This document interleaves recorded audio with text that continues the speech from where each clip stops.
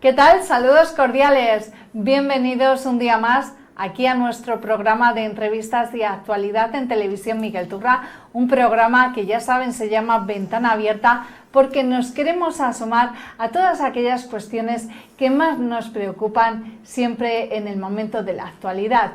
Y como bien saben ustedes, porque estamos informando de ello en nuestros servicios informativos, el próximo viernes 26 de septiembre a las 7:30 de la tarde en la Casa del Pueblo, el PSOE de Miguel Turra organiza un acto reivindicativo y cargado de mucho simbolismo que lleva el nombre de Con Palestina contra el genocidio.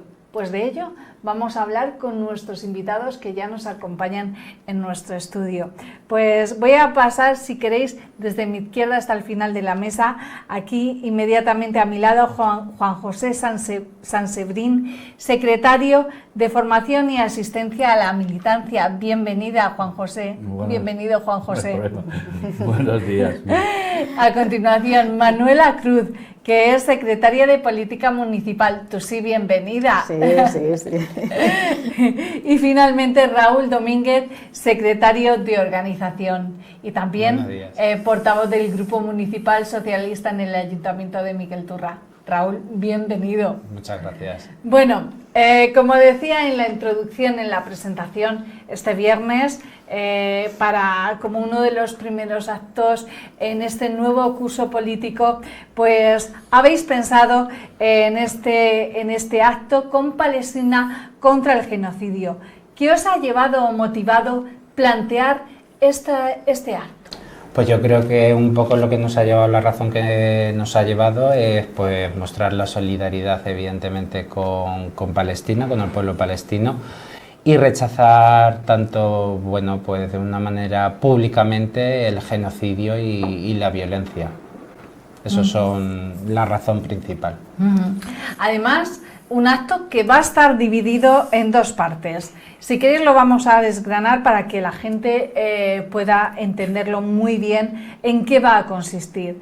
En la primera habrá una colocación de bandera y lectura de manifiesto. Esta es la carga simbólica, la carga, digamos, de apoyo con la causa que queréis aquí defender.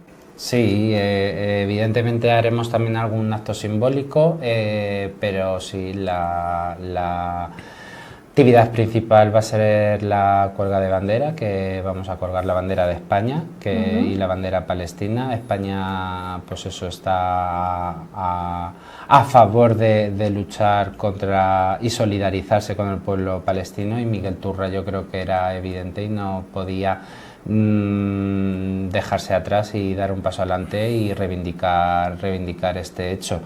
Yo creo que el objetivo que tiene este acto pues es visibilizar la situación que tiene el pueblo palestino, reivindicar los derechos humanos, ¿vale? Y el fin de la violencia, y unir voces y estar todos y todas a una.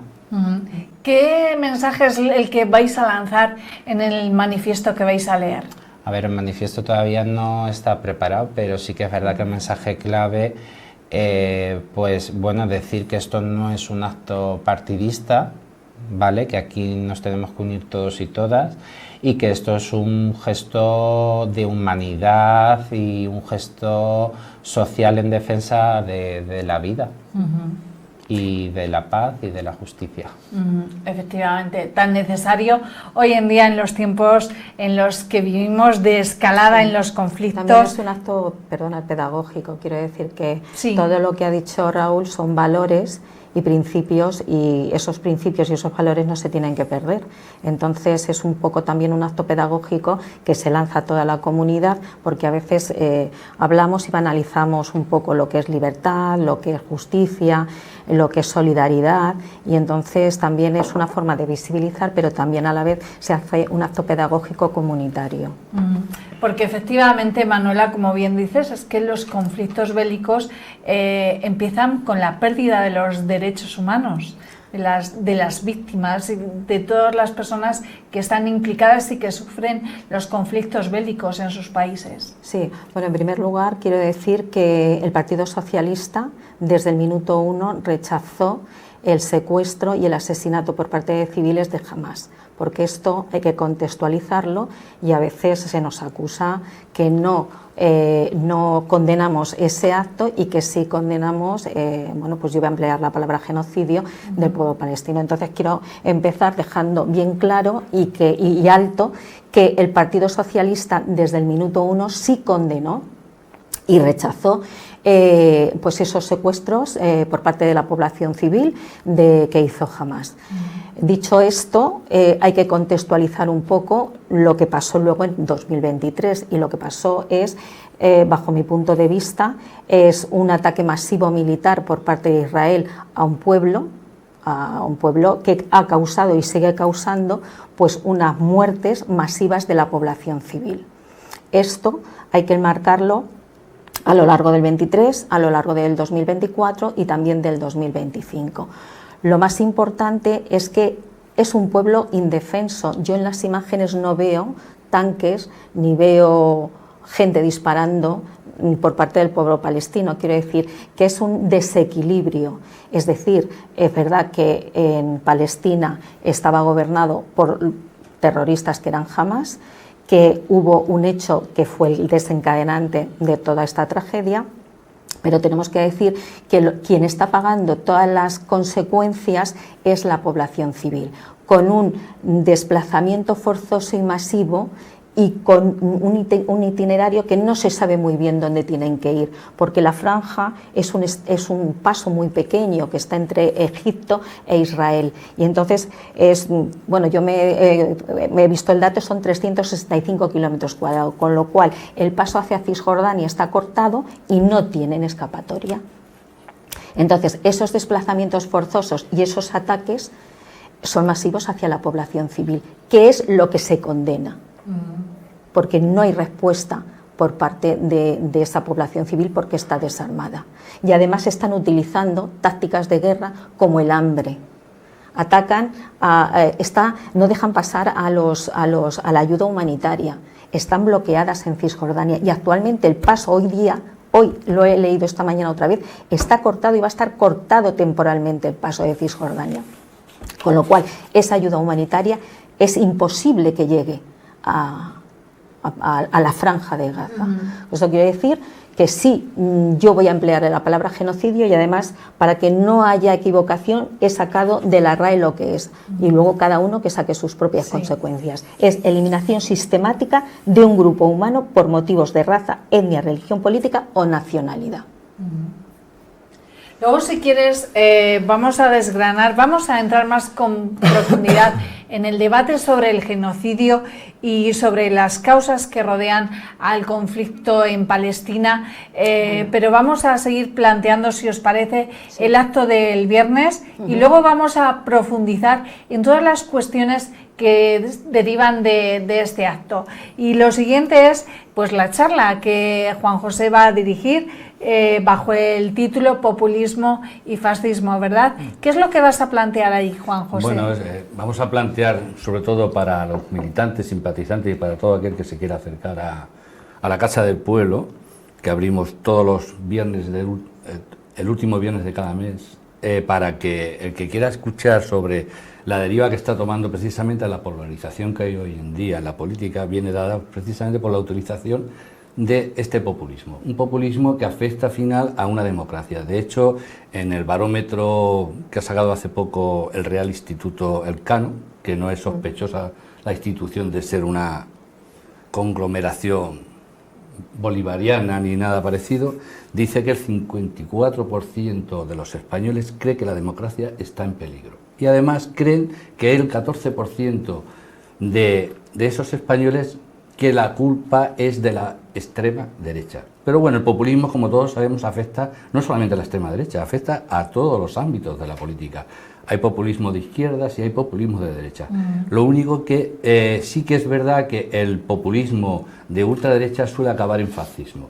El populismo de izquierda suele acabar en régimen más o menos dictatoriales, como puede pasar en Sudamérica, ¿no? De hecho, ha pasado a través de la historia. Pero eso es la charla al final, ese lanzamiento que hay continuamente de bulos y que no pasa nada y que hay que todo el rato desmentir, pero que es un mensaje que se traslada a la sociedad y que la sociedad joven, sobre todo, que no ha vivido en tiempos de nuestros, de generaciones como la mía, por ejemplo, del baby boom, o anteriores, igual, que ha sufrido una dictadura, que no tiene ese recuerdo tan cercano de lo que ha pasado en una dictadura aquí en España, pues bueno, lo tiene como un mensaje no cercano. Entonces, ese aprovechamiento de decir, porque el populismo es una acción de que no tiene ideología, pero sí lanza una serie de soflamas que inducen a confundir a la gente y que al final conlleva a que la gente desprestigie y valore a toda la política en general como que todos son iguales, aquí no pasa nada, aquí el pueblo soy yo. Además son gente que se suele alzar en una voz como diciendo yo soy el pueblo, como por lo tanto yo soy el representante del pueblo. Al pueblo no se puede criticar porque todo aquel que me critica a mí está criticando al pueblo. Eso es una faceta populista y que se emplea. Y bueno, y sobre esa charla y esa información intentaremos desgranar en la conferencia, más o menos vamos a dar para la gente que quiera acudir, las claves que hay sobre estos temas, sobre el populismo y el fascismo. ¿Va a ser una charla charla tertulia, donde habrá intercambio de opiniones, no sé, o es solamente donde vais a exponer pues la información que nos has planteado? No, sí, totalmente. Es una charla abierta. Dinámico, ¿verdad? Sí, yo voy a intentar darle el origen de cuando nació el populismo, cuando nació el fascismo, los orígenes, las claves para identificar el populismo o el fascismo en la sociedad, y luego a continuación, o mediante esa charla, se dejará que la gente haga preguntas, se constatará quién está preocupado por una serie de cosas, otras, y se le intentará dar respuesta en la medida de lo posible a cada persona que quiera enterarse cómo funciona este sistema. Llevamos 2 años asistiendo en los medios de comunicación, día sí, día también, las noticias que nos llegan desde la franja de Palestina, la franja de Gaza, y estamos viendo pues eso, muertes masivas, la utilización del hambre como arma de guerra, vemos niños famélicos, víctimas incontables, porque aunque no hay una cifra exacta, se estima que cerca de 65.000 palestinos, y quizás tú, Manuela, tengas el dato, pero se estima que hay unos 65.000 palestinos en Gaza que fallecidos a manos de las acciones bélicas por parte de Israel. ¿Qué nos puedes detallar sobre lo que se está viendo allí, sobre la forma de actuar de Israel en la franja de Gaza?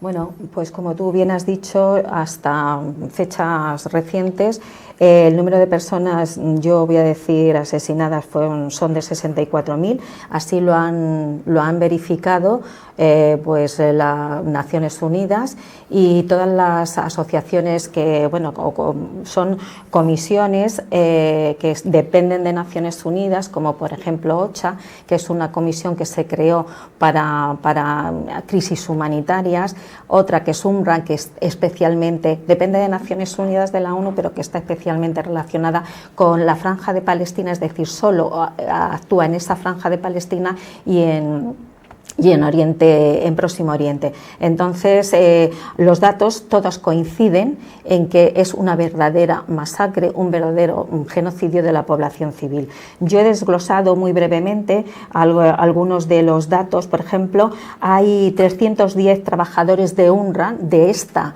Comisión de Naciones Unidas, asesinados, 1.600 sanitarios que trabajan, aunque las infraestructuras han sido también masacradas, es decir, no hay hospitales, no hay escuelas, no hay abastecimiento, no hay de nada.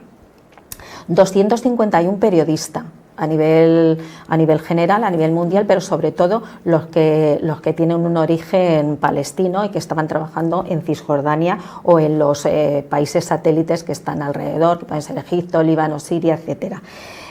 No se saben los cadáveres que hay debajo de los escombros, porque eso, claro, ahora mismo no se sabe. Lo que sí se sabe es que más del 80% de las víctimas es población civil.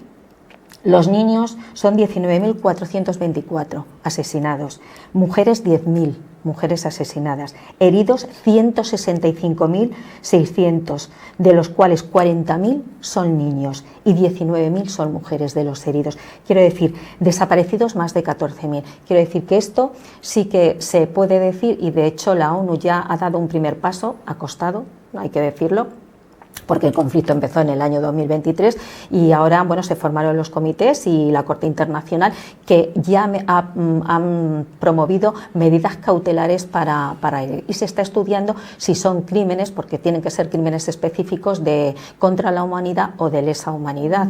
Entonces, cuando tú masacras a una población, entre comillas, sin defensa y no tienen escapatoria, y tú utilizas armas como estábamos diciendo, el hambre, para que ni siquiera gastes balas en que esa población desaparezca, pues yo sí que creo que es un genocidio con todas las letras.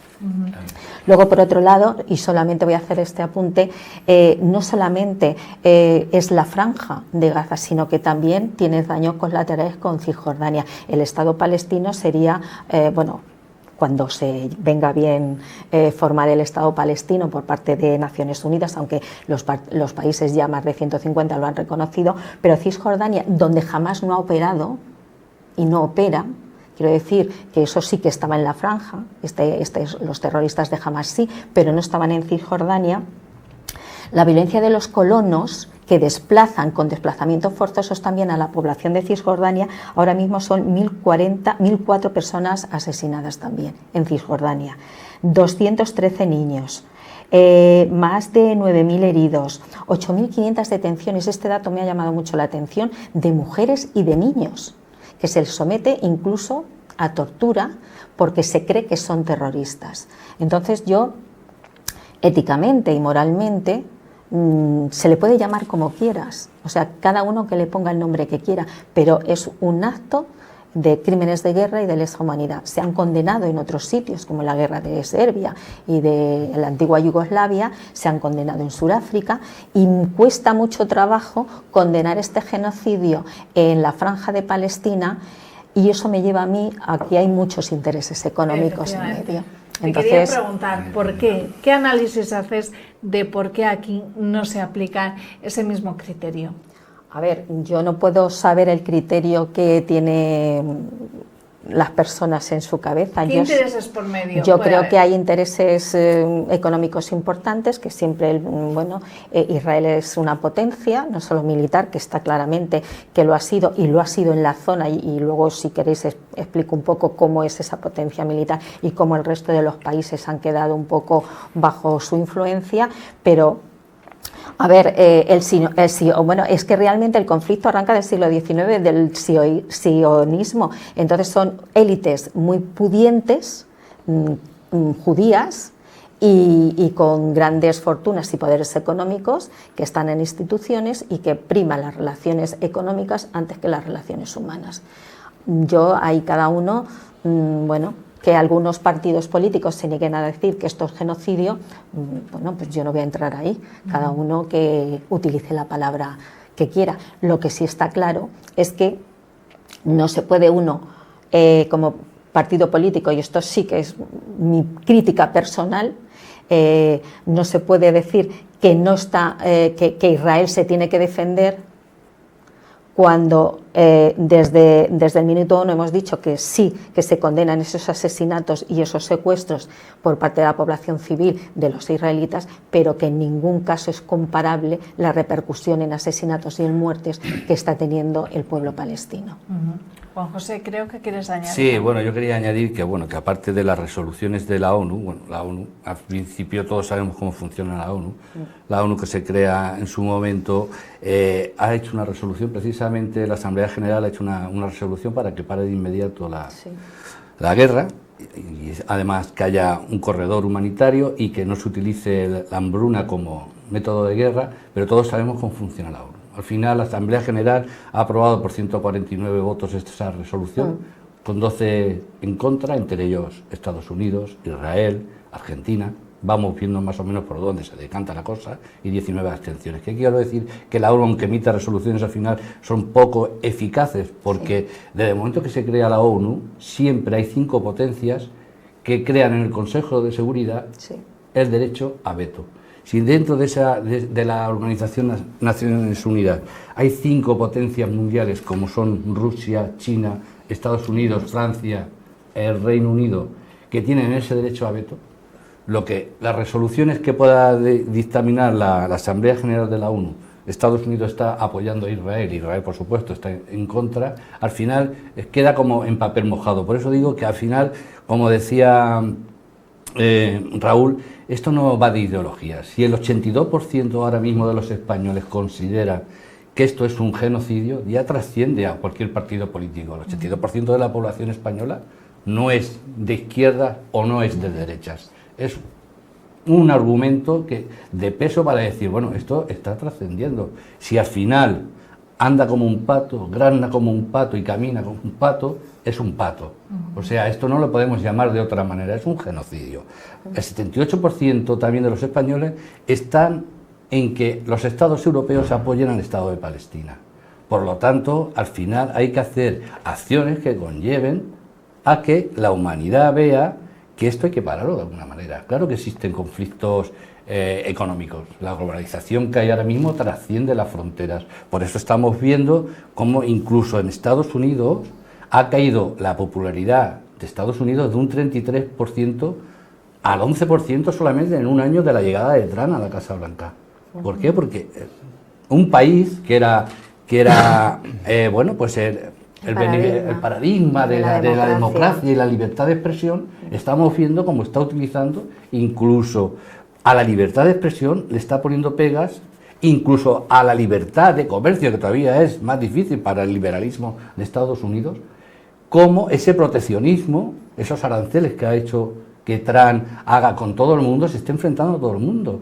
Cuando de ahí nace precisamente el sueño americano del libre comercio, de la libertad de expresión, todos tenemos en mente el caso de Watergate, cuando al final los periodistas hacían su trabajo, y hoy en día, hace poco estamos viendo cómo todo aquel que no lleve la consigna del presidente de Estados Unidos, los está vetando o los está haciendo de que incluso por las universidades, Howard igual, ha intentado acallarlos, o sea, porque no quieren escuchar una voz crítica. Hay intereses económicos y hay intereses muy profundos y está deviniendo, por eso decía anteriormente que la sociedad está viendo como al final el populismo y el fascismo se está haciendo cada vez más grande. Esto es una cosa cíclica que parece que volvemos atrás, no tenemos el recuerdo. Entonces sí que verdaderamente esto es una cosa que trasciende a la mayoría de la gente y a los derechos humanos. Si en realidad después de la Segunda Guerra Mundial optamos porque volver al humanismo otra vez y a tener una tendencia a recapacitar sobre el diálogo social, sobre que no hubiera confrontación, estamos habiendo microguerras, estamos viendo como en Ucrania, como en Rusia, como en Oriente Medio, como en el norte de África, en Siria, en el norte de África, en el Cuerno de África, estamos viendo cómo ahí se está gestionando una serie de microguerras que al final están afectando al conjunto de la población mundial, ¿no? Sí. Y todos esos movimientos geopolíticos están llevando a que haya una tensión hoy en día en el mundo que hace de que a cualquier cosita chispita la cosa estalle, ¿no? Por lo tanto, creo que es misión de toda la población mundial de que optemos otra vez por los derechos humanos y que velemos y que digamos a nuestros representantes políticos qué camino han de seguir. Por eso digo que si el 82% de los españoles reconoce que esto es un genocidio, ya no trasciende de ideología, sino que trasciende de cosas humanas.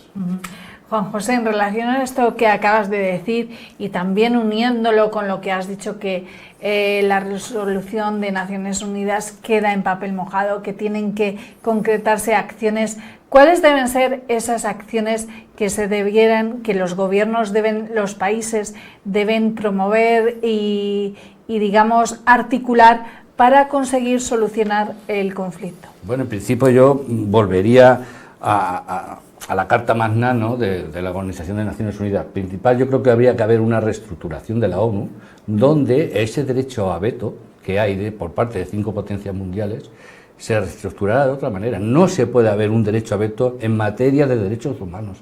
Ahí no cabe ese derecho a veto. Puede haber derecho a veto en cuestiones de trascendencia que a esos países impliquen una actividad económica o algo parecido, ¿no? Pero yo optaría por una reestructuración de la Carta Magna de la Organización de Naciones Unidas, que va a ser muy difícil, porque no se van a poner de acuerdo, porque nadie quiere perder ese poder de veto que tiene de decir, no, yo, una cosa que va contra mi país, yo si puedo hacerlo y ponerlo en contra, pues eso puede pasar con China o con Rusia, como hemos visto con Ucrania, como Rusia se ha salido de rositas, y ahí al final sigue habiendo. Hay mucho pesimismo a nivel de los españoles de cómo va a acabar la guerra de Ucrania. Creemos que la mayoría, que lo dice el barómetro del Cano, del Instituto Real Elcano, que no creen que Ucrania vuelva a recuperar esos territorios perdidos.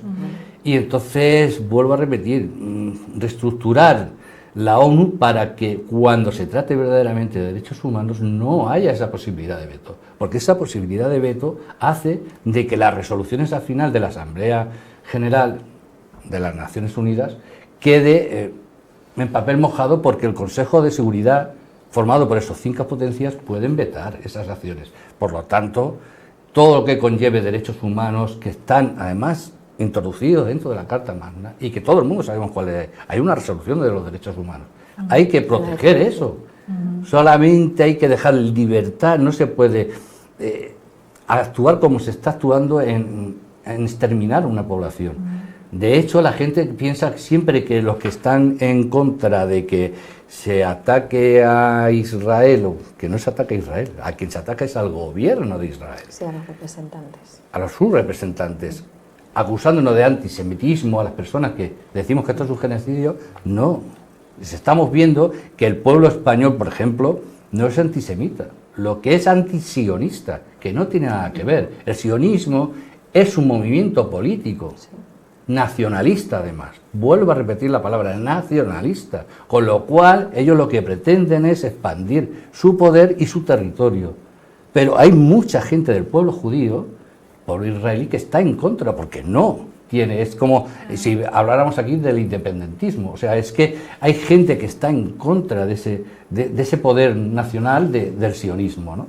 Pero claro, están acallados porque ahora mismo hay una potencia como es Estados Unidos que apoya a Israel, y estamos viendo cómo están haciendo ya proyectos a largo plazo para hacer allí lo que ellos quieran. Están destruyendo un territorio para volver a reconstruirlo. O sea, vamos a romper todo, cuando todos sabemos que, por ejemplo, Hamás, al cual, como ha dicho la compañera, estamos totalmente en desacuerdo con su actuación y lo consideramos que es un grupo terrorista, pero jamás no olvidemos que quien lo ha creado ha sido el propio gobierno de Israel, como en su día Estados Unidos creó a Al-Qaeda. Está claro, como a Bin Laden lo creó. ¿Por qué? Por lo que decíamos antes, por intereses económicos. Vamos a crear un Estado aquí dentro del propio Estado para echar a una serie de gente que nos molesta. Y ahora se vuelve en contra. Entonces, claro que hay intereses económicos. No podemos establecer que vemos las imágenes de televisión donde aparecen esos niños peleándose por un sobrecito de comida, cómo la gente se les mata, cómo van con un capacho, con una carretilla andando por ahí, cómo se destroza ese pueblo, y que todavía la gente eso lo vea normal, y que haya dirigentes que estén planificando qué van a hacer ahí, qué van a construir de nuevo para que se instale otra sociedad diferente a la que había. Me parece muy fuerte que haya todavía gente que no declare que eso es atentar contra los derechos humanos y contra la libertad de la gente a vivir donde cada uno quiera. Raúl, hablábamos de acciones concretas y, por ejemplo, en España el Consejo de Ministros ha aprobado el embargo de armas a Israel. ¿Qué nos podéis explicar? Porque había un poquito de lío de que realmente ya se había decretado ese embargo de armas hace cosa de un año, al inicio del conflicto, hace casi 2 años, y nuevamente ahora se ha aprobado este embargo de armas. ¿Qué nos puedes explicar de en qué consiste y qué implicaciones denota este embargo de armas aprobado esta semana en el Consejo de Ministros? A ver, yo creo que el tema del embargo de armas es un paso fundamental que el gobierno debe de dar para que cosas como las que están sucediendo hoy en día no pasen. Es una forma de combatir a que esto siga creciendo. A que este tipo de sucesos se estén dando hoy en día. El que no lleguen armas, el que lleguen menos armas, pues es una parte muy fundamental. Sí, no sé si... Sí, yo es que he sacado, porque quería que, bueno, pues que toda la población conociera un poco cómo se aprobó ayer el decreto. O sea, el primer paso que hizo el Gobierno de España fue un embargo, pero no total, de armas, y ayer con el decreto legislativo se hizo un embargo total de armas, sí. Entonces, estas medidas, aparte, bueno, pues no me acordaba de todas las medidas, pero sí que hay una prohibición, de la importación y exportación de productos militares y de doble uso, un control del tránsito de combustible con posibilidad de uso militar para esa zona, la prohibición de productos originarios de los asentamientos ilegítimos israelíes en los territorios ocupados, que es lo que habíamos dicho, las colonias de colonos agrícolas que han hecho que se desplace, bueno, sobre todo ya lo que queda es los colonos que sean israelitas, que se han asentado y que se están en Cisjordania, que es porque ya la franja está totalmente destruida, entonces no hay nada. Y luego, precisamente, la prohibición de publicidad de bienes y servicios procedentes de estos asentamientos, es decir, que los productos que puedan llegar por ejemplo, a España, en este caso, no vengan de la agricultura de estos colonos israelíes, o sea, de este asentamiento de colonos.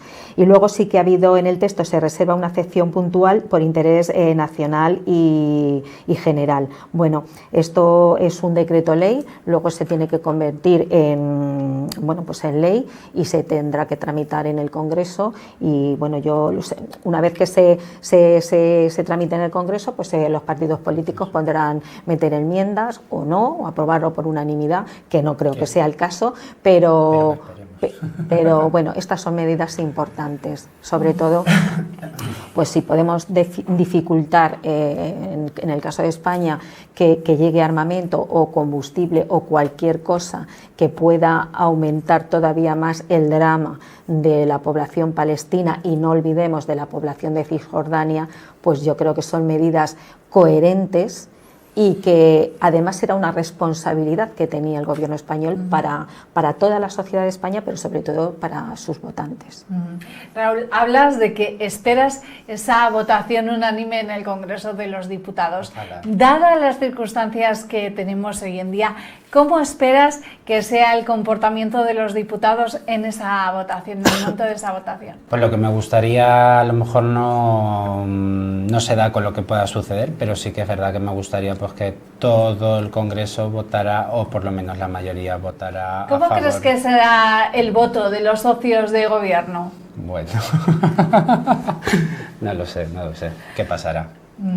Pues yo sí me voy a mojar. Yo creo Mójate, Manuela. Sí, yo creo que lógicamente, bueno, por parte de la ultraderecha, lógicamente no va a haber ese apoyo, porque ya se ha manifestado que el apoyo es al Estado de Israel.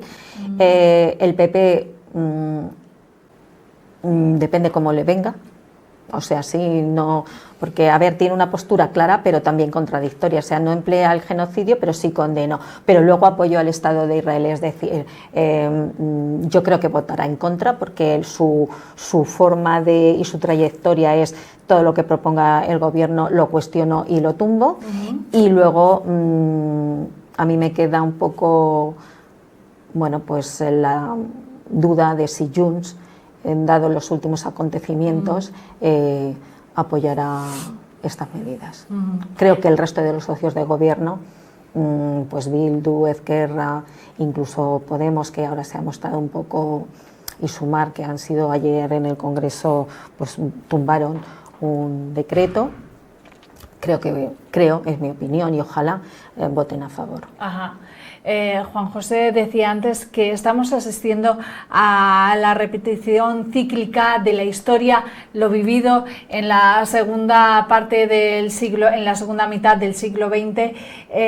Tú que has estudiado historia, quizás nos puedas explicar o hacernos comprender por qué la sociedad vuelve a incurrir en el mismo error de repetir tragedia. En la segunda mitad del siglo XX el pueblo judío fue exterminado por el nazismo, y ahora el pueblo judío está los gobernantes judíos están practicando el exterminio con el pueblo palestino. ¿Por qué se repite la historia? A ver, el conflicto no surge en el año 2023. El conflicto viene de cuando se crea, Juanjo, que estudia ciencias políticas, sabrá más que yo seguramente, y tú me ayudas y me apuntillas. O sea, después del Holocausto, como tú bien dices, la población judía necesitaba un sitio donde ir, lógicamente. Entonces, en el año 47, pues ese territorio, estaba el Estado palestino, pero pues Naciones Unidas, y además el Estado palestino curiosamente estaba protegido por Reino Unido. Entonces, ante la avalancha que se suponía que iban a llegar pues todos los judíos que habían sido víctimas, o judíos de otras partes del mundo, del Holocausto, que iban a establecerse precisamente en ese territorio tan pequeño. Entonces, viendo ese posible conflicto que se le venía encima, Reino Unido dice: mira, que la ONU resuelva y que la ONU dictamine dónde se tiene que establecer el pueblo de Israel. Lógicamente había un líder político en esa época, si no me equivoco, Ben-Gurión. Teodor es el fundador del sionismo. Ya, pero estaba el Ben-Gurión, que dice: sí, nosotros lo que vamos a hacer es establecernos en la franja de Palestina. Entonces, todos los países, los propios palestinos, se forma una liga de países árabes, te lo digo para contextualizar, sí, y se entra en conflicto con el Estado con Israel. ¿Qué es lo que pasa? Que este hombre, este dirigente político, Ben-Gurión, se adelanta a la resolución de Naciones Unidas y crea el Estado de Israel. Para que un Estado siga adelante, tiene que estar avalado por países, y entonces inmediatamente el presidente Truman, que estaba en ese momento, en 11 minutos descuelga el teléfono y dice: yo avalo la creación del Estado de Israel. Pues ya tenemos ahí el lío, porque no hay un Estado de Palestina, pero sí hay un Estado de Israel. Se produce un conflicto bélico, y entonces, lógicamente, el potencial de Israel, ayudado por Estados Unidos, era muy superior, y lo que hacen es que en ese territorio de la franja le dan el 55% del territorio. Como Israel gana la guerra, se apropia de otro 30% del territorio. ¿Qué es lo que pasa? Deportaciones forzadas, salidas masivas de población palestina porque no tienen dónde asentarse, y entonces en las primeras salidas forzosas salen hasta 700.000 palestinos y no voy a decir masacra, se destruyen a 400 pueblos palestinos autóctonos. Conflicto no resuelto, que es el que venimos arrastrando. Llegamos a la guerra de los 6 días, llegamos a las intifadas, sobre todo la segunda intifada del 2000, 2005 más o menos, que es cuando se hace el muro de separación. Y a partir de ahí pues se crean pues todos los conflictos. Cada vez Israel va desplazando más en territorio y cercando más al pueblo palestino, y la desventaja es que hay un Estado de Israel, pero no hay un Estado de Palestina. Ahora, con las medidas cautelares que ha dicho mi compañero Juanjo, la solución pasa por crear el Estado de Palestina y que sea avalado por Naciones Unidas, y que se hagan unas fronteras coherentes y vigiladas con el derecho internacional y con el derecho, y sobre todo bajo los derechos humanos. Yo soy muy reticente a que eso ocurra.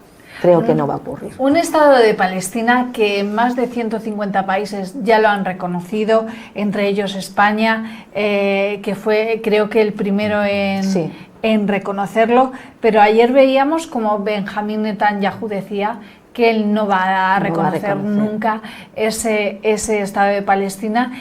Por lo tanto, estamos en una rueda de hámster que no vamos a salir del conflicto nunca, porque si la resolución pasaría por el reconocimiento de la creación del Estado de Palestina, si Benjamín Netanyahu y el gobierno judío no lo reconoce, pues no va a haber solución, puesto que va en aras de ese expansionismo e imperialismo judío. Bueno, yo voy ahí a discrepar un poquito, porque al final, si la historia nos ha demostrado algo, es que los movimientos sociales cambian la historia, cambian la agenda política. De hecho, ya esto viene desde la Edad Media, cuando había conflictos. Pasa que eran conflictos, los movimientos sociales se inician a través de movimientos locales, cuando había subidas de la harina o del trigo, porque antiguamente a la población se la alimentaba con pan y con... Acordarnos hasta incluso del circo romano, donde se repartía el pan solamente para tener a la población. Había movimientos sociales que se sublevaban contra aquel que quería subir la harina y no podían comer porque era el alimento vital, y solamente eran movimientos locales. Pero con el paso del tiempo esos movimientos sociales se fueron expandiendo, al final se fueron haciendo continuado, y si aquí funciona una cosa, ¿por qué no funciona aquí? Y al final pues empezaron con las barricadas, movimientos se extendieron, y los movimientos sociales han conseguido muchísimas cosas, muchos cambios. De hecho, los sufragistas, tenemos ejemplos de... rusa. Por ejemplo, también el Me Too más reciente, el 15M, pero vemos cómo sí que verdaderamente la gente reacia a que esos movimientos sociales triunfen. Estamos viendo cómo los califican de gentuza cuando son movimientos sociales. La gente tiene derecho a manifestar su opinión. De hecho, la gente es la que elige a los representantes políticos. Por lo tanto, hay que tener en cuenta la agenda política de los movimientos sociales que se ascienden. Hemos visto como la primavera árabe en algunos sitios ha funcionado, como ante una injusticia. Ese señor se prende fuego y al final inicia y obtiene una democracia en un país que era incomprensible que hubiera democracia en ese país, en la primavera árabe. Bueno, ha sido un pequeño avance, no ha contaminado todo, se ha tratado, pero ha sido un pequeño avance dentro. Entonces yo creo que los movimientos sociales hoy en día representan el cambio de la agenda política, y por eso digo que si el 82% de los países españoles pensamos que es un genocidio, ya es que trasciende de las ideologías de uno de otro. No vamos a ver la polarización ni nada, ¿no? Estamos hablando de que hay un movimiento que está diciendo hay que parar esto. Entonces yo soy más optimista en ese aspecto, porque pienso que al final lo que no se consigue mediante la política de los políticos, al final la gente, la sociedad, es muy lista al final y se da cuenta de lo que le interesa.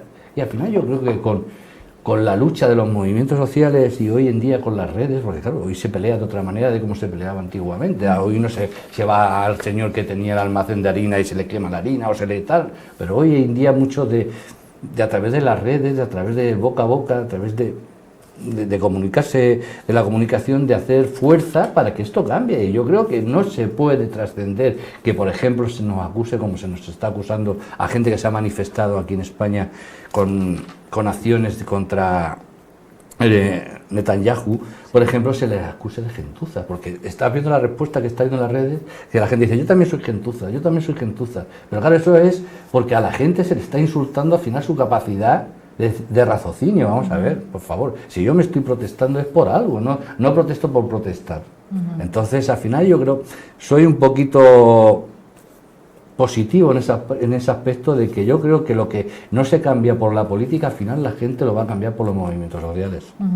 Y otras discrepancias, lo hemos tratado antes un poco por encima, pero quizás ahora podemos ahondar en ello. Discrepancias sobre la palabra genocidio.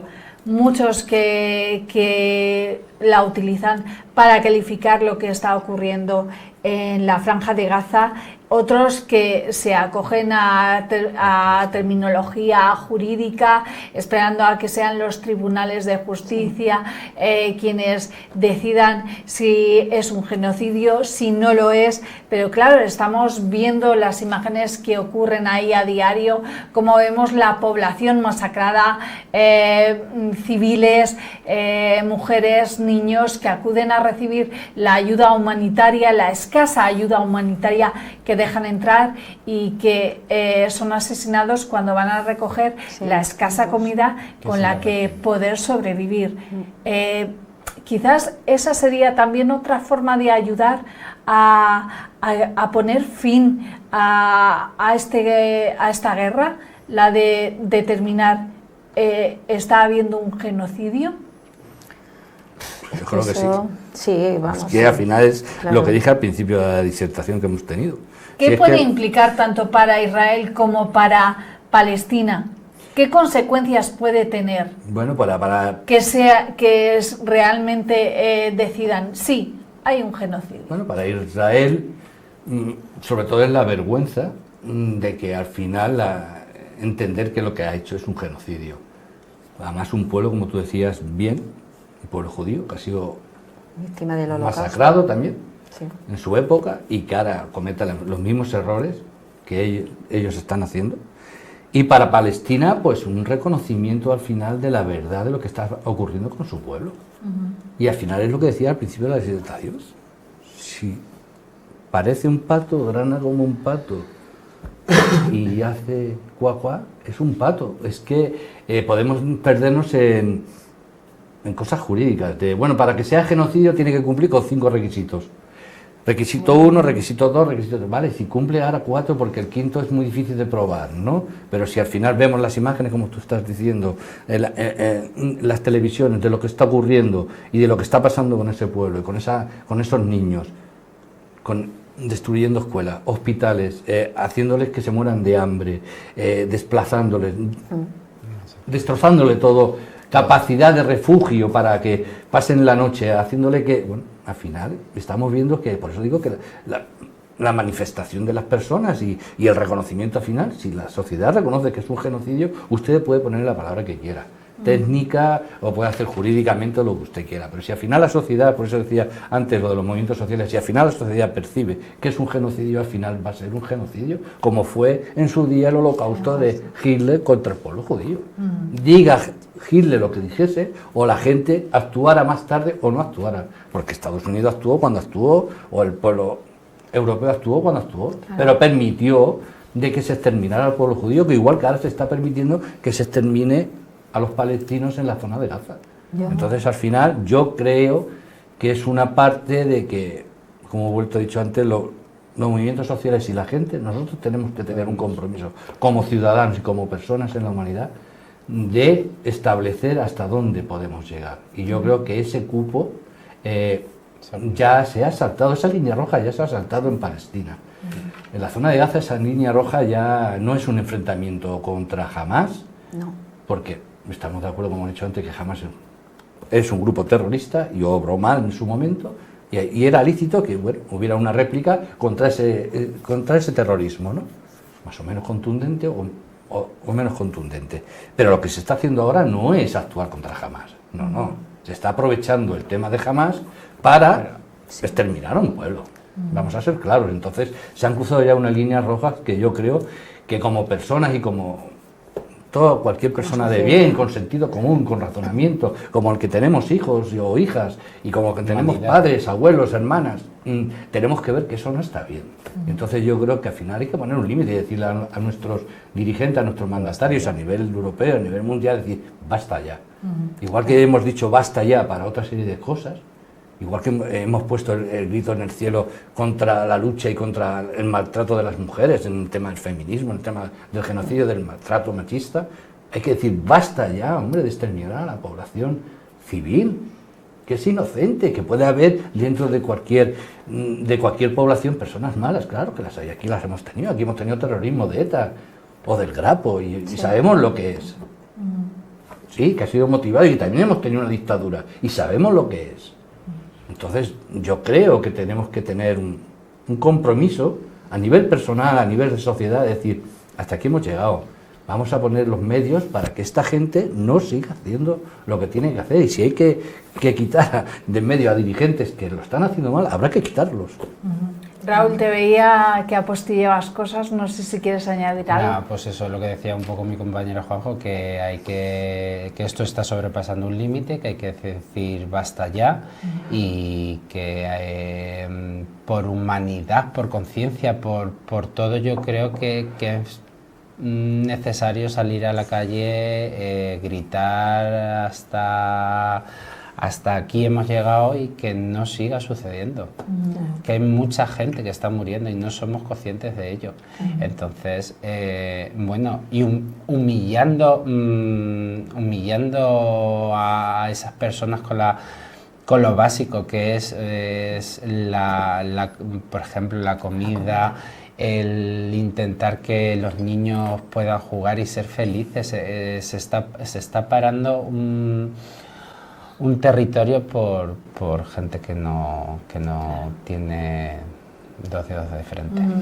Juan José, hablabas de la importancia que tienen los movimientos sociales para cambiar las malas direcciones de los gobiernos. Aquí en España, recientemente, en el mes de septiembre en el que nos encontramos, hay un evento deportivo a nivel nacional, a nivel internacional, como es la Vuelta Ciclista.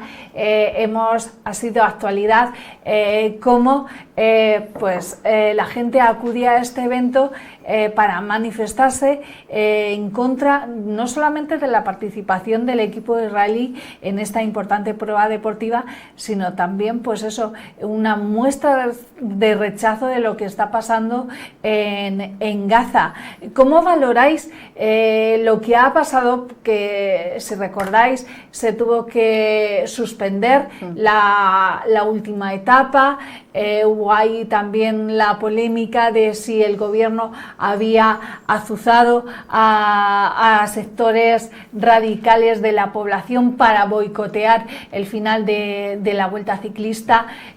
Luego también las jornadas de desarrollo de la prueba. ¿Cómo valoráis y a qué conclusiones llegáis de cómo ha habido esta implicación en este evento deportivo?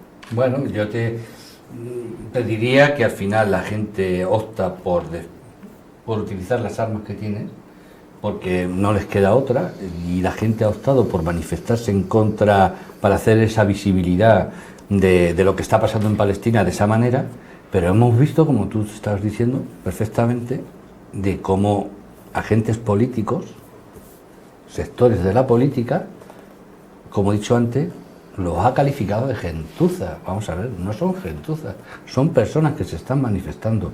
¿Por qué cuando ha habido eventos olímpicos donde se ha vetado a países por terrorismo y tal, en un evento olímpico, ha parecido bien porque ha interesado al poder económico en ese momento? ¿Y por qué en una vuelta ciclista en España, por vetar una carrera o por cortarla, por intentar hacer visible eso, se le denomina a esa gente que se manifiesta de gentuza, de que están manipulados? La gente no es tonta. Aquí no nos manipula a quien quiere. Tú, si sales a manifestarte, sales porque estás convencido de lo que estás defendiendo. Yo no creo que haya nadie que salga predispuesto a intentar hacer daño a nadie, pero sí, en cambio, hay dirigentes políticos que han calificado que había gente de la Kale Borroka, que había terroristas, que habían venido autobuses de Bilbao, yihadistas, cuando se ha demostrado que es un bulo, que es mentira, que es una invención. ¿Para qué? Para ver otra vez una confrontación política, una polarización, por no llamar a esto, por no reconocer, como decía antes, que esto es un genocidio. Y al final tú pones todos los medios y empleas todas tus armas para contrarrestar la visibilidad de esas personas que se manifiestan para que se vea lo que está ocurriendo en Gaza. ¿No queda más remedio que manifestarse? Quizás las formas podrían ser de una manera u otra, pero cuando la sociedad llega a un extremo, como decía antes, la Edad Media pasaba, que se quemaban hasta las casas del pueblo, de aquel que inflaba el precio del pan porque estaba matando de hambre a la población, y llegaban y le quemaban la casa, ligeramente, porque el pueblo se echaba en armas contra el cacique, dijéramos, feudal, el señor feudal, que inflaba y les mantenía muertos de hambre. Aquí la gente, al final, si los medios y los representantes políticos no actúan a las demandas de la sociedad, al final no les queda otro remedio que manifestarse de una manera u otra. Por supuesto que no todos los medios son para el fin, ¿no? No todo es un propósito de decir cualquier fin o cualquier medio justifica el fin, ¿no? Pero sí que es verdad que a veces la desesperación de la gente al final llega hasta tal extremo, como he dicho antes, como el chaval ese que se prendió fuego en la primavera árabe. Cualquier persona crees que se va a pegar fuego porque ante una injusticia, yo no sería capaz, pero hay gente que en su desesperación actúa de una manera u otra para cambiar, porque dice, basta ya. Y al final es que la gente está viendo de que la sociedad, en concreto nuestros dirigentes a nivel mundial, están dejando pasar el tiempo como si esto fuese, bueno, vamos a ver si se calma, a ver si se callan y tal, pero no nos podemos estar quietos, no podemos ver cómo esos niños se mueren, no podemos ver cómo esa gente se quedan sin familia, sin padres, sin abuelos, no podemos ver eso. Si dejamos que eso pase, creo que somos igual de culpables que los que lo están haciendo. Ya, pero Manuela, quiero apuntillar que totalmente de acuerdo, pero esas manifestaciones que Juanjo ha explicado estupendamente bien, bueno, pues cuando dicen que son gentuza o que se han introducido miembros yihadistas o de la Cala Roca o no sé qué, otras historias, es un poco el desacreditar, pero sobre todo el deslegitimar ese movimiento. O sea, si yo digo que es gentuza, le estoy quitando esa credibilidad que como movimiento, como muy bien ha explicado Juanjo, puede salir a la calle para manifestar que esto, su oposición a lo que está pasando o su crítica, es una forma de reaccionar. Si yo desacredito a este movimiento político que es espontáneo y que ha sucedido en diferentes ciudades de la etapa, pues estoy deslegitimando a ese movimiento y en general delante de la sociedad que eso tenga algún valor o alguna credibilidad, porque le estoy poniendo ya que es gentuza, que es no sé qué, que es no sé cuánto. Entonces eso es una forma de desacreditar que ese movimiento no tiene sentido. O sea, y que más que la gente es que al final la gente, vuelvo a repetir, la gente, la sociedad, las personas al final no son tontas. El creer que la sociedad es tonta o que no tiene recuerdo, yo creo que es tener muy poca concienciación de que verdaderamente la gente está muy preparada y hay gente con muchos estudios, con muchos recuerdos, porque todos podemos acordarnos del no a la guerra, por ejemplo. sí. Cómo esa manifestación espontánea de la gente del no a la guerra, de los españoles, de no querer ir a la guerra, mientras una persona en televisión te estaba diciendo, mirándote a la cara y hablándote muy despacito, créanme ustedes, de lo que estoy diciendo no les estoy mintiendo. Cuando luego en realidad se ha demostrado de que no había arma de destrucción masiva y hay un señor dirigente, llamémoslo así, que todos sabemos quién es, que te estaba diciendo a la cara de que era verdad, que creyéramos en él. Por favor, entonces, como tenemos ya antecedentes de lo que pasó, o lo que pasó en el 11M, o lo que pasó en otra serie de cosas, la gente al final sale a decir, no, me estáis engañando, basta ya, esto no vale, no todo vale. O sea, se han cruzado una línea roja, por eso vuelvo a repetir, que al final todos tenemos que ser conscientes de en qué mundo queremos vivir, qué es lo que queremos, con nuestras diferencias, con nuestras ideologías, con nuestros pensamientos, pero queremos un mundo. ¿Qué mundo queremos para nuestros hijos, para nuestros nietos, para nuestra futura sociedad? ¿Queremos un mundo totalmente en conflicto total, como estamos viviendo ahora mismo, o queremos un mundo tranquilo donde cogemos todos? Yo creo que queremos un mundo donde tenemos que coger todos, ¿no? Que vamos todos, ¿no? Porque es que si no, esto se va de madre. Sí, eso ya me parece casi una utopía de día de ya, hoy. pero bueno, es como la utopía de Moreau, pero es claro, que al final es como una utopía, la paz, tal. Mientras haya dirigentes... Que los que muchos tienen repartan un poquito para que los que pocos tienen puedan vivir. Sí, yo estoy totalmente de acuerdo, pero vista la situación y el panorama mundial y sobre todo algunos dirigentes, no por parte de la sociedad, sino por los dirigentes políticos, me parece que eso ya... Sí, pero estamos viendo como ayer, por ejemplo, en el Congreso... Trump, y por ejemplo, el grupo, por ejemplo, Vox, se sale del minuto de silencio. Sí, por eso. Sí, demuestra que estás diciendo que eres un patriota, que quieres tanto a tu país. Si el propio rey de España va a la ONU y está diciendo que es una masacre, también el rey es un peligroso rojo bolivariano y tal.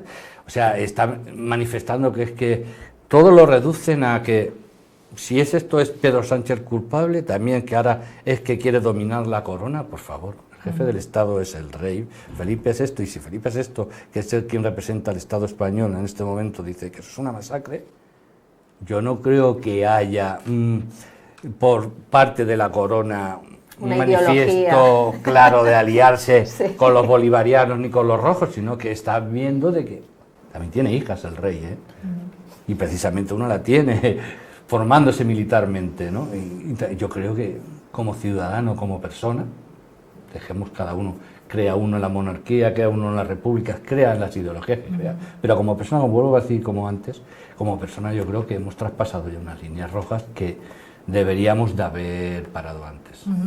Y en las imágenes que nos está dejando este conflicto en la Franja de Gaza, hace unos meses veíamos cómo utilizaban la inteligencia artificial para crear un vídeo donde veíamos que es casi algo indecente, ¿no? Estamos viendo a diario gente civil, mujeres, niños, cómo mueren, cómo luchan por el escaso alimento, la escasa comida que llevarse a la boca. Mientras tanto, se publicaba un vídeo creado con inteligencia artificial donde Donald Trump y Benjamín Netanyahu vivían en un resort donde abundaba el lujo, donde abundaban los excesos. Es casi jugar con la ética y con los sentimientos humanos que tantas personas estamos sintiendo a raíz de lo que vemos con el sufrimiento del pueblo palestino. Sí, claro, es que a mí eso me parece hasta indecente. O sea, la forma que tuvieron de presentar ese proyecto futuro de la Franja de Gaza, bueno, pues convirtiéndolo en una franja de disfrute de las élites de cualquier país, que claro, que tengan dinero, me parece indecente porque se ha hecho a la misma vez que se están masacrando a la propia población que está ocupando esa franja y ese territorio.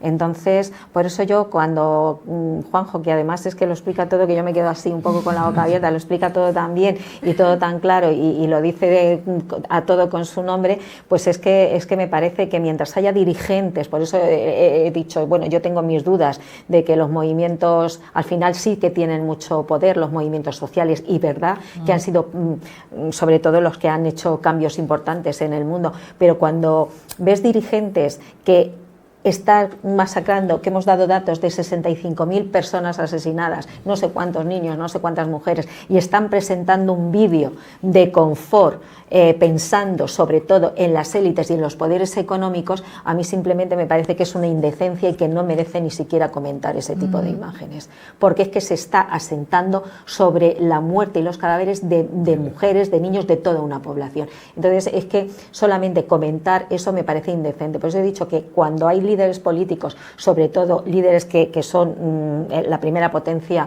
mundial, y que ayer mismo en Naciones Unidas el presidente Trump criticó precisamente la función que tenía Naciones Unidas. Ya sabemos, como ha dicho Juanjo, que van tarde, que las resoluciones van tarde, pero sí que se crea, hay una Corte Internacional, hay comisiones de derechos humanos, hay un derecho internacional. Eso, pues cuando hay este tipo de líderes, pues yo qué sé, me parece muy difícil que por mucho movimiento social las cosas cambien. Ayer, a colación de Ucrania, cambió el rumbo, le dio la luz a Trump y dijo que sí, que Ucrania tenía derecho a recuperar los territorios ocupados y perdidos, y que ellos, entre comillas, a ver, no lo dijo explícitamente, lo iban a apoyar. O sea, estos virajes de conforme me levanto, así me va el día, pues es lo que está perjudicando que haya esta polarización tan exagerada, y esto, bueno, pues que yo creo que ya es un autócrata, él esto ya es que el problema es que la globalización a nivel, porque ha habido una globalización muy bestia a nivel transnacional, que ya no es una globalización ni siquiera nacional. Entonces, sí que ha habido una globalización a nivel económico, pero no ha habido una globalización a nivel personal. Y a nivel social. Entonces, sí. Esa globalización tan descarada ha hecho que ya ni los propios estados sean dueños de sus propias decisiones. Hay una globalización tan sumamente que no reconoce, que es el poder del dinero, y el dinero no reconoce Estados ni reconoce dueños.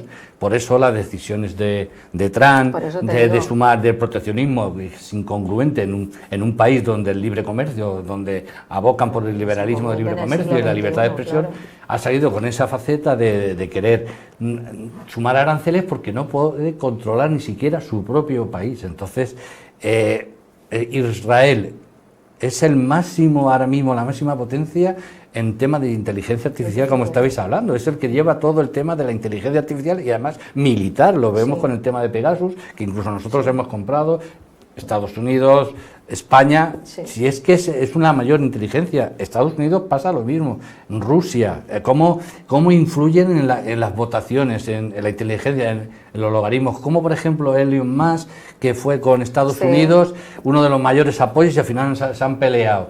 Cuando vemos que se pueden permitir en coger un cohete, y yo me voy a dar una vuelta por ahí arriba, me voy a dar como si tú te fueras ahora a Peralvillo, vamos a hablar para la gente nos entienda aquí a los churriegos, me voy a dar una vuelta en el coche a Peralvillo, ¿no? Pues yo me cojo un cohete, me doy una vuelta porque me apetece y me voy arriba a la luna a ver cómo se está por ahí arriba. Cuando vemos esa diferencia entre tanta gente que tiene tanto dinero, tanto poder y otra gente que no tiene nada, y vemos que eso es una cosa que se normaliza, al final dices, bueno, la gente dirá, oye, pues es que a lo mejor es que hay que luchar por eso. Entonces por eso decía que esa normalización, eso desvirtúa lo que es la sociedad en su conjunto, y al final la gente estalla. Al final la gente ve que sus problemas no se les solucionan, porque si a mí me falta para una vivienda, para comer, y vemos como otra gente derrocha en otra serie de cosas, al final la gente ve que eso no está bien. Y de hecho se aprovecha el populismo. Claro. Y de eso vas a hablar en la charla Populismo y Fascismo, que será la segunda parte del acto que vais a celebrar el viernes y al que está invitado todo el mundo, que quede claro. En el que vamos a aprender muchas cosas de ti.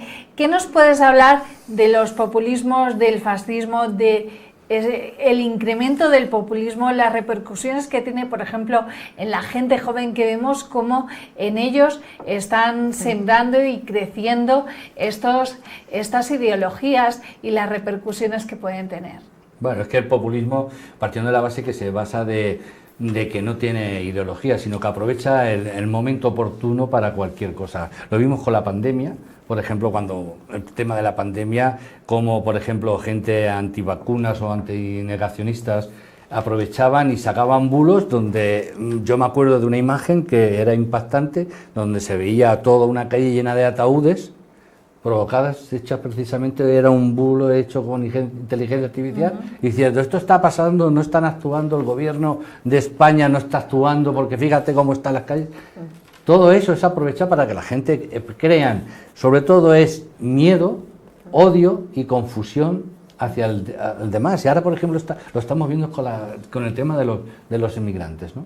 Si al final tú creas y haces creer a la gente que el que viene de fuera viene a quitarte el trabajo, tú ya no te molestas en discutir con el que te está dirigiendo, sino que haces enfrentarte a otra persona que está peor que tú, que viene a buscar trabajo y que es peor. Porque lo ha pasado. Imagínate cómo vienen esas personas, con el problema que hay ahora con los menores no atendidos, con los mal llamados MENA, cómo se les martiriza, cómo se utiliza cualquier agresión, los bulos de que un inmigrante ha violado a una niña, cuando es mentira ha sido un español, cómo toda esa propaganda dirigida, por ejemplo, a Estados Unidos, el presidente Trump, como en pandemia decía a la gente que tomara la lejía porque era curada, pero él en secreto se estaba vacunando. O sea, como por ejemplo ahora al frente del tema de sanidad en Estados Unidos, el presidente Trump tiene el de segundo abordo de ser un negacionista. ¿Cómo esa persona va a vigilar de que la gente se vacune, de que haga la cosa? No interesa. Entonces al final todo ese populismo va dirigido a confundir a la gente para obtener, pues bueno, un apoyo masivo. Hemos visto aquí en el caso de España, muy reciente, en las elecciones europeas, como una persona con 800.000 votos, engañando a la gente, ha conseguido un escaño en Europa para ser ante y resulta que ahora se ha autofinanciado con dinero ilícito. O sea, diciendo, y encima tiene la osadía de llamar a su partido la fiesta se va a acabar o algo parecido. Se acabó la fiesta. Se acabó la fiesta porque ahora la tengo yo, la fiesta la tengo yo, ¿no? A mí me dan 100.000 euros y tal, y yo me monto la fiesta y ahora yo ya soy eurodiputado. Y ese mensaje llega a los jóvenes. Claro. Sí. A un joven que ahora mismo no tiene trabajo, que tiene precariedad, por ejemplo, para entrar en el una mercado vivienda, laboral, la cosa, la vivienda. Le dices que es que el culpable es el otro. No, es que la gente que viene ilegal le dan una paguita. Vamos a ver, si es ilegal no tiene paguita. Ah, no, ya, pero es que lo empadrona esta. O sea, cada vez cuando lo piensan en un bulo, se contradicen ellos mismos. Sí, entonces, claro, si tú no tienes trabajo, yo tengo un hijo que tiene 32 años. Y lo tengo mayor que ahora trabajando, porque aquí no hay trabajo y se tiene que ir a buscar la vida, a trabajar para arriba y para abajo. Claro, si a mi hijo, que no tenga las ideas claras, le dice que se tiene que ir a Mallorca, porque resulta que un emigrante hay aquí, ha venido aquí, le ha quitado el trabajo que hay aquí y él se tiene que desplazar, al final le coge fobia, ¿no? Entonces, no, vamos a explicar las cosas como son. Eso es mentira.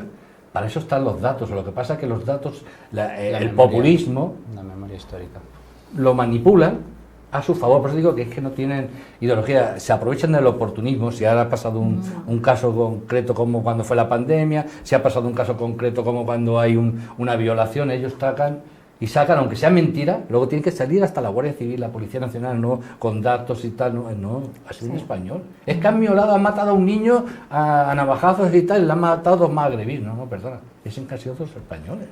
Entonces, el que haya el 0,01% de la población, como las denuncias falsas de violencia de las mujeres, igual pasaban. El tema que dieron con el tema de las mujeres, con las denuncias falsas, igual. Al final, claro, los jóvenes, si es que nos denuncian porque es mentira y tal. No, pero es eso. Vamos a los datos y vamos a la realidad, y el populismo se aprovecha mucho de eso.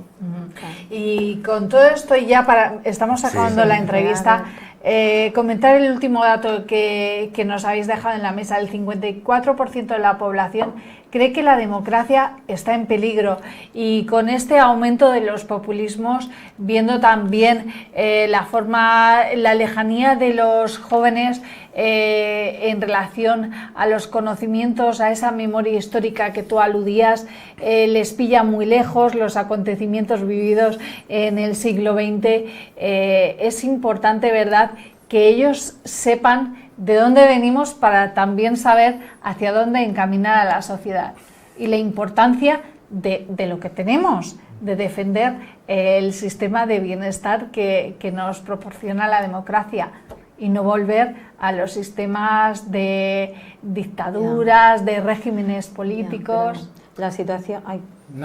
La situación es que, como ha explicado Juanjo, se crea un caos colectivo que culpa siempre o a los migrantes o a las mujeres, dependiendo de cada uno de los casos y tal, y entonces se crea como una alarma, un miedo, un caos, y lo que está haciendo ahora el populismo es que yo soy la salvación.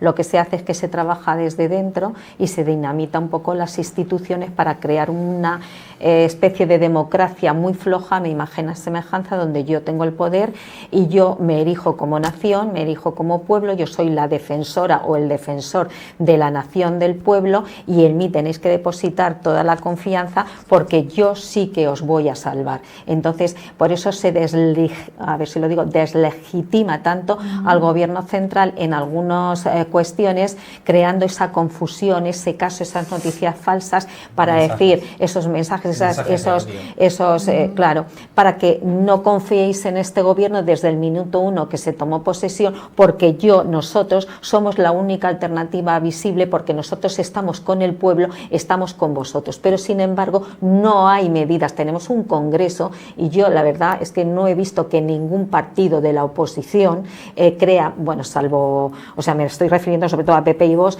de medidas contundentes de lo que se tiene que hacer con vivienda, lo que se tiene que hacer con educación, lo que se tiene que hacer con sanidad.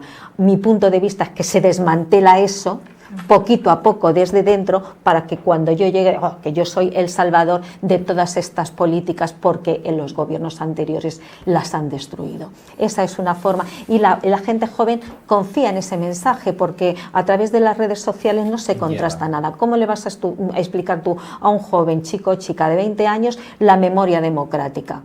te muy dice, fácil. Había una asignatura. ala, vete a tu casa que yo ya había me una voy. asignatura que, por Sí. ejemplo, era educación para la ciudadanía, Sí, pero- que se quitó, donde se podía Claro. la educación. Pero la ley Wert la quitó. En todos estos temas, la educación para los jóvenes.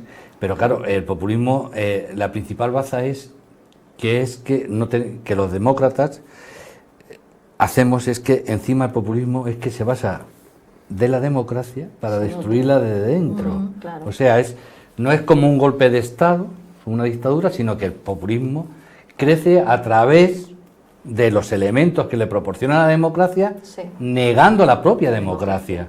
Entonces es una controversia, pero efectivamente ellos se aprovechan de un Estado democrático para luchar contra ese propio Estado. Por eso cuando dice la gente, es que aquí no se puede hablar, es que no se puede decir nada. ¿Cómo que no se puede hablar si está usted hablando? Usted está diciendo su opinión perfectamente lo que quiere, pero usted está diciendo a la gente de que no se puede hablar. Y hay gente que dice, es verdad, no se puede hablar. Hay gente, no razona, vamos a ver. Si tú estás hablando públicamente de una cosa que te parece mal, tienes libertad para decir lo que estás diciendo. Pero ellos tergiversan todo para hacer ver a la gente todo lo contrario. Se aprovechan de la democracia para destruirla desde dentro. Ajá. Pues se nos acaba el tiempo. Solo pedirte una cosa, Raúl. Un mensaje, una invitación a la gente que nos está viendo desde sus casas para que se animen a participar, a asistir a este acto que habéis convocado y organizado con Palestina contra el genocidio.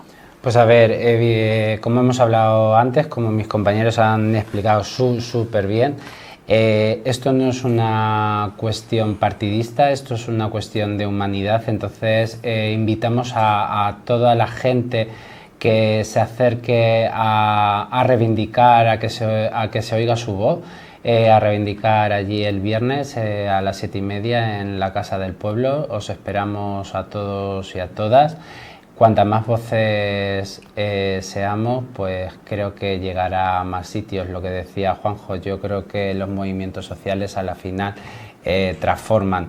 Entonces yo creo que es una oportunidad para salir a la calle y alzar bien la voz, sobre todo por derechos humanos. Y luego, pues invitados e invitadas también a todo el mundo que quiera asistir a la charla que va a ofrecer Juanjo sobre populismo y fascismo, que aunque ya hemos hablado aquí un poquito, no va a dejar indiferente tampoco a los asistentes. Seguro que va a ser así, tal como lo habéis planteado aquí en la mesa. Ha sido un placer teneros a los tres en nuestro programa en Ventana Abierta. Raúl Domínguez, secretario de Organización del Partido Socialista de Miguel Turra, un placer. Manuela Cruz, secretaria de Política Municipal, un placer también que nos hayas acompañado. Y como no, también a Juan José Sansedrín, secretario de Formación y Asistencia a la Militancia del PSOE de Miguel Turra. Ha sido un inmenso placer teneros a los tres para hablar de este tema de tan candente actualidad, y ojalá algún día muy pronto pongamos fin, porque eso significará que hemos alcanzado la resolución a esta tragedia. Un placer haberos tenido. Muchísimas gracias. Gracias a vosotros. Y a ustedes, señores espectadores, también agradecerles el apoyo, el interés y la confianza que han depositado una vez más, asomándose con nosotros a Ventana Abierta en Televisión Miguel Turra. Hasta una próxima edición. Les deseamos que sean muy felices.